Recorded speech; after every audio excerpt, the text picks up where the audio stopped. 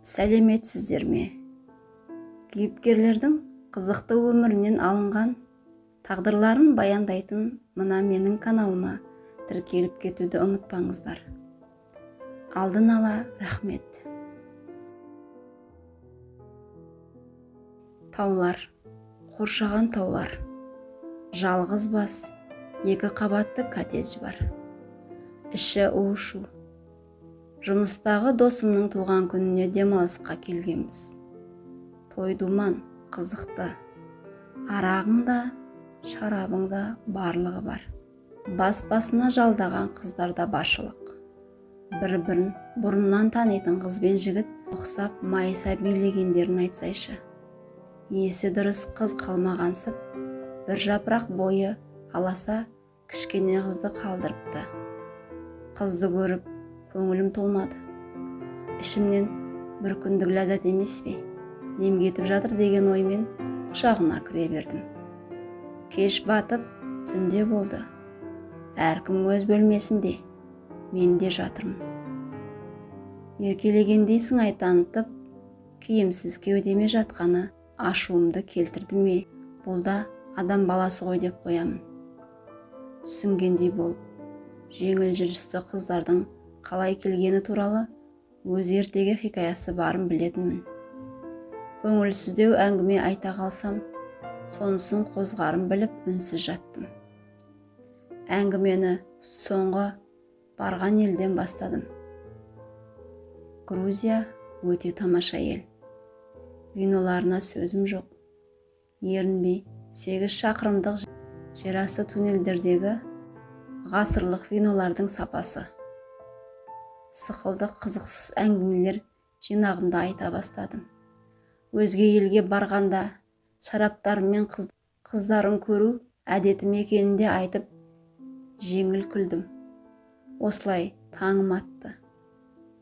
Жиналып ұйқылы ояу қалаға тарттық. Қыз деп айтуға дәтім бармайды. Жезөкше дегім келеді. Көңілін қимаймын. Бір күндік болса да. Нөмірін беріп, сохранить еткенімді көз қиығымен тексеріп тұр. Зайка жезөкше деп сақтап қойдым. Көзін төмен түсіріп, ренжіген сыңай танытты. Есікті тарс жауып, көлігімнен атып шығып кетті. Мені кім деп отырсаңыз, есімім Арман. Алматыға арман қуып келіп, армансыз қаңғып жүрген адаммын. Осы сөзді әр танысқан адаммен айта беремін. Өзіме күлкілі, елге жиіркенішті. Жұмысым жеңіл, айлығы жақсы. Бір бөлмелі үйде өзім ғана тұрамын. Көлігім есік алдында. Жалғыз тұруымды өзіме қолайлық үшін, тыныштық үшін деп жабамын. Жасым 30-ға таяп қалды. Әлі үйленбегенмін, балам да жоқ. Мектеп кезінде көп ауырып, атанам советтің адамы болғасын виномен емдепті. Содан әдет болып қалғанды. Ел аралау тұрақты көңіл көтеруімнің бірі. Ал қыз баласы ауруым. Жеңіл етек көрсем, жеңіліп қала беремін. Қаладағы жүрісі қыздардың барлығында болмаса да, бір шамасында номерім бар. Бос болып қалған кездерінде хабарласып, кездесу ұсынады. Әрине тегін емес. Бір құмарың осынша, бір түнің осынша деп бағаларын айтып, шулы кафелердің бірін таңдаймыз. Арысын ары аптадан кейін. Сенбі. Туған күннен кейін біраз уақыт өткен. Әлгі қыздың еркелегеніндей біреу кеудеме жатса ғой. Үйленгім ақ келеді, жүрегім бірақ ешкімге жылымайды. Сол қыздың жеңіл күлгенін көргім келіп тұр. Контактыны ақтарып, ақыры тауып хабарластым. Кездесуге келісіп, дайындала бастадым. Бұл жолы әдеттегі кафе емес. Гагариннің бойында тыныш кафе бар. Соны таңдадым. Тып-тыныш. 9-да 7 минут ерте келетін әдетім бар. Универде оқып жүргендегі әдетім 10 жыл болса да қалмапты. кездесуге рахат үшін емес, тек әңгімесін тыңдап сөйлескім келгені. Жалғызсырап жүргеннен бе білмеймін. Қыз уақытылы келді. Қолында тұмар сағаты болса да, сағатына қарамайтынын байқадым. Уақытылы келуі жұмысымен байланысты екені түсінікті. Алғашында ұсқынсыз, күнделікті жүрістілердің біреуі секілді көрініп еді. Ойламаған жерден квартираға шақырдым. Қанша қызбен болсам да, қызды үйіме әкелмеппін. Бұл жолы бәрі басқаша. Екеуміздің екінші таңымыз атты. Бұл түні оның да саяхаттау екінші жұмысы екенін білдім. Шығарып салмай-ақ қой, өтінуімен киімсіз есікті жауып алып ұйқыға бастым. Сейсенбі.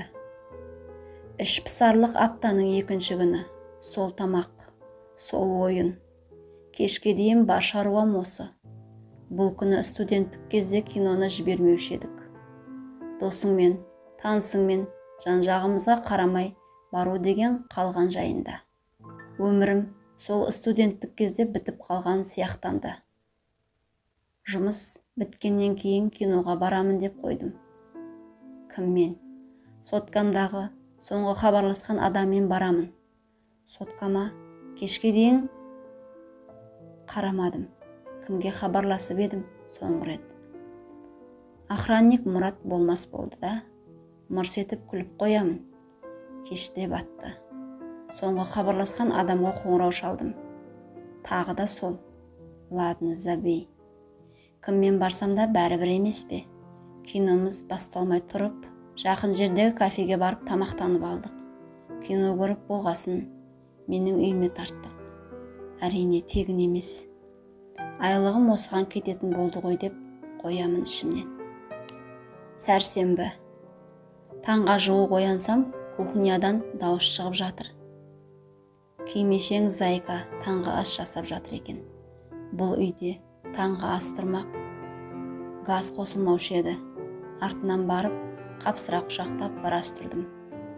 Бара-бара жамандығынан көрі жақсылығы көбейіп бара жатқан сияқты. Сен ұйықтап жатқанда қалтаңнан аздап ақша ұрлап, продукт әкелдім. Қарсы емессің бе? Дегендей сыңай танытты. Сәл өтірік жымидым. Ішімнен бүйте берсем, жезөкшеге үйленіп тынармын деп қоямын. Көп жылдардан бері ішілмеген таңғы асым тым дәмді болыпты. Онысын жүзімнен де байқапты. Өзің жалғыз тұрасың. Ішің пыспай ма? Если хочешь, мен келіп тұра аламын. Жалғыздыққа үйреніп, жұрттан бөлініп кетіпсің. Қаласаң келіп тұр, қаласаң осында тұр. Өзім тұрғым келмейді. Байқаймын не айтып қойғанымды, білмей қалдым. Аты-заты белгісіз, ұрма, арума, миымда неше түрлі сұрақтар. Оңай келсе кетті. Осы үйге орналасар болсаң, удостоверениенің копиясын жібере сал. Временный пропискаға тұрғызамын. Бірақ шарт, үйге жігіт әкеліп жүрме. Аха. WhatsApp'тан жіберді. Шын аты кім екен деп қарасам, Зайка деп тұр. Аты Шлей мұнда емес шығар енді. Өзінен сұрадым. Солай екен. Естігім келмеген хикаясын тыңдадым. Анасы да осы іспен айналысыпты. Көтеріп қойып, аборт жасатуға бармапты. Әкесі кім екенін білмейді. Туғалы сол жерде өсіпті, бірақ мектепті жақсы оқыпты. Тағдыр деген осы екен ғой. Временный пропискаға қойып, кешкі пробкамен үйге келдім. Заттарын жайғастырып, үйді жинап қойыпты. Жеңіл киіммен тамақ істеп жүр. Тағы келіп, құшақтап алдым. Көптен бері ешкіммен араласпағаннан ба, жоқ әлде ұзақ бірге болғаннан ба бауыр баса бастадым. Жып-жылы. Маған керегі осы сияқты. Бірге тұратын болғандықтан көп нәрселерді әңгіме қылатын болдық. Елдер, қалалар, келесі ай Түркістанға барамын. Менімен барасың ба? Қуана келісімін берді. Басқа жеңілтектер сияқты емес, таза жүреді екен. Жататын орны, үй, кухня.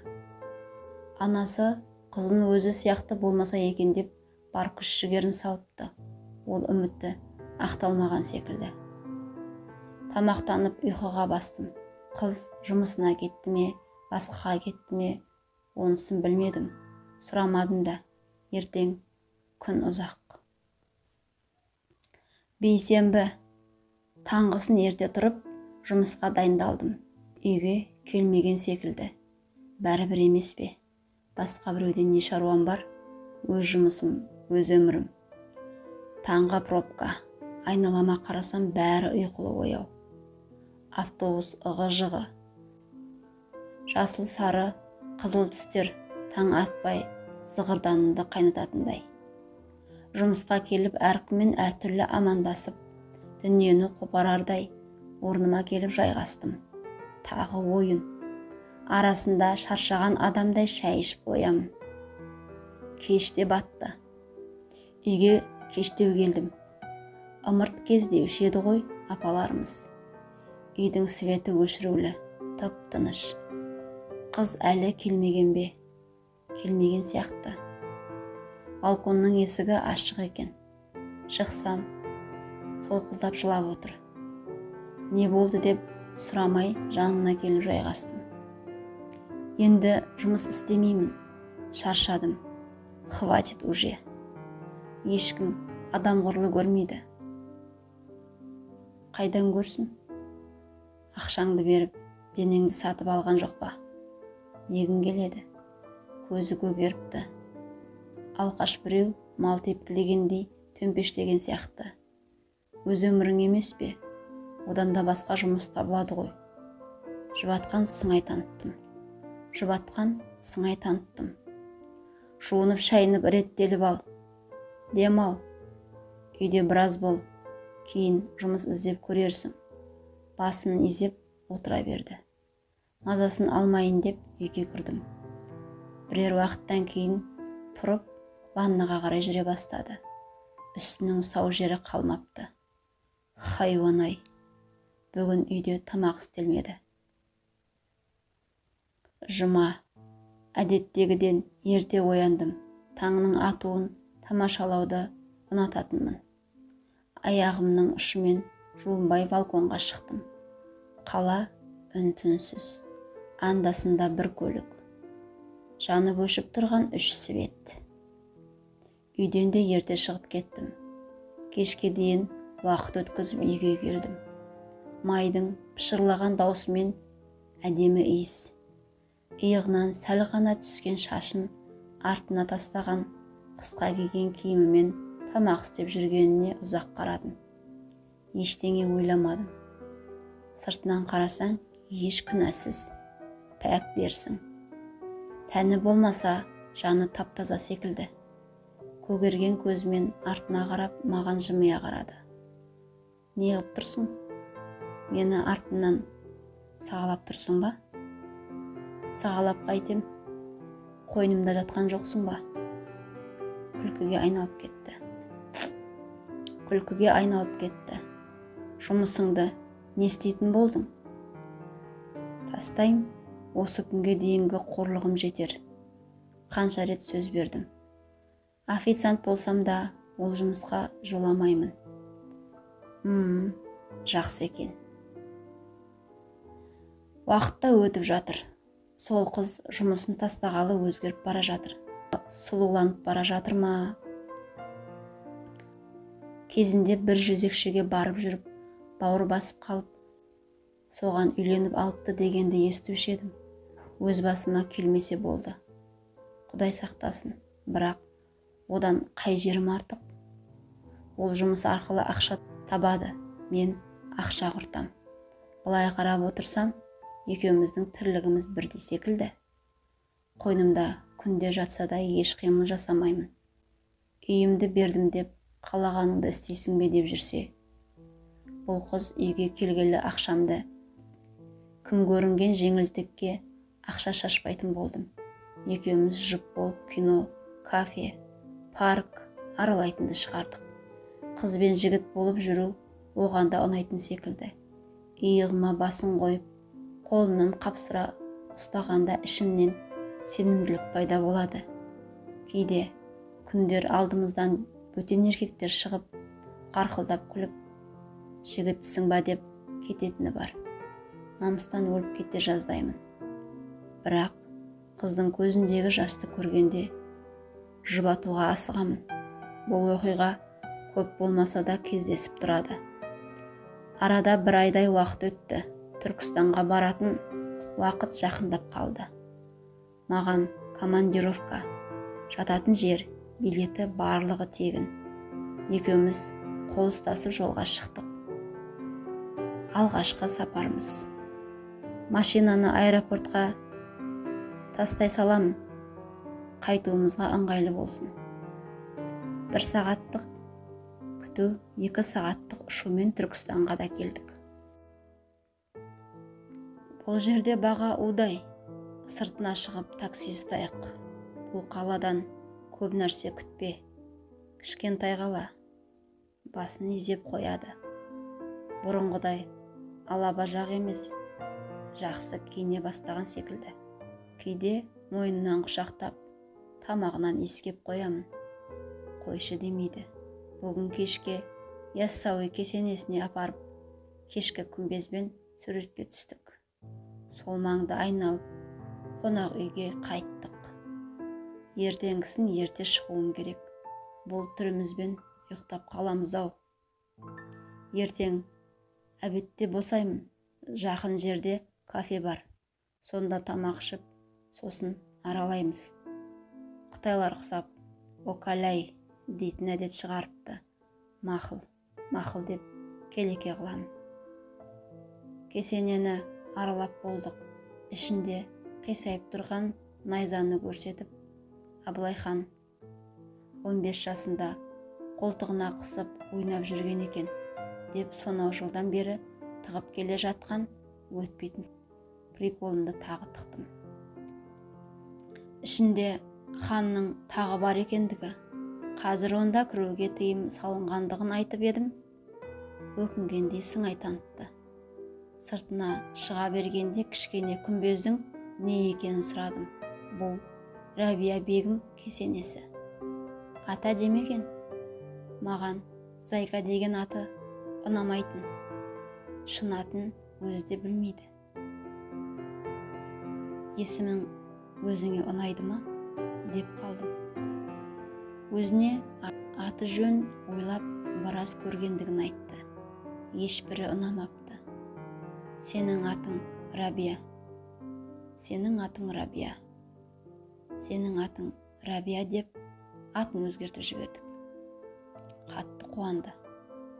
Ал фамилиямды не істеймін? Сәл ойланып, ештеңе келмегесін, Яссауи болсын. Қарқылдап күлдік. Рәбия Яссауи. Әдемі сияқты. Атын соткамнан көзінше өзгерттім. Алғаш бергендегі Зайка жезекше деп тұр екен. Рәбия бегім болды. Қалаға қайтқанда атын өзгертетінін айтып қуантты.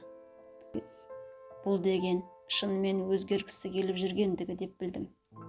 Қазір жезекше деп айтуға тілім бармайды. Кешке білетін түрлі хикаяларды айтып бердім. Ертеңгісін тағы жұмысымды бітіріп, әбетте жолықтық. Бүгін ат душе қыдырып алайық. Ертең қайтатын күн. Қыдырдық, күлдік, ойнадық, қайттық. Самсамен шашлыкқа тойдық. Көп уақыт өтті. Жалғызсырамағасын күнделікті жазуды тоқтаттым. Жанымда жан досым Рәбия. Иә, атын өзгертті. Официант болып жүріп, биология кітаптарын оқи бастаған еді. Қазір білімі анағұрлым жақсырақ секілді. Дипломсыз қабылдайтын жеке білім беру орталығына жұмысқа резюме тапсырып көрді. Қабылдау тестінен сүрінбей өтіп жұмысқа кірді. Қазір мұғалім. Өзіне қатты ұнайтындығын күнде бір оқиғасын айтып беретіндігіне қарап отырамын.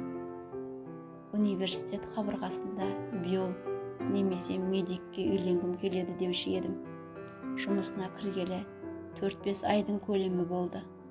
Ақтау, Бурабай деген жерлерде аралап тастадық. Жақсы көре бастағандаймын. Өткен өмірі маңызын жоғалтты.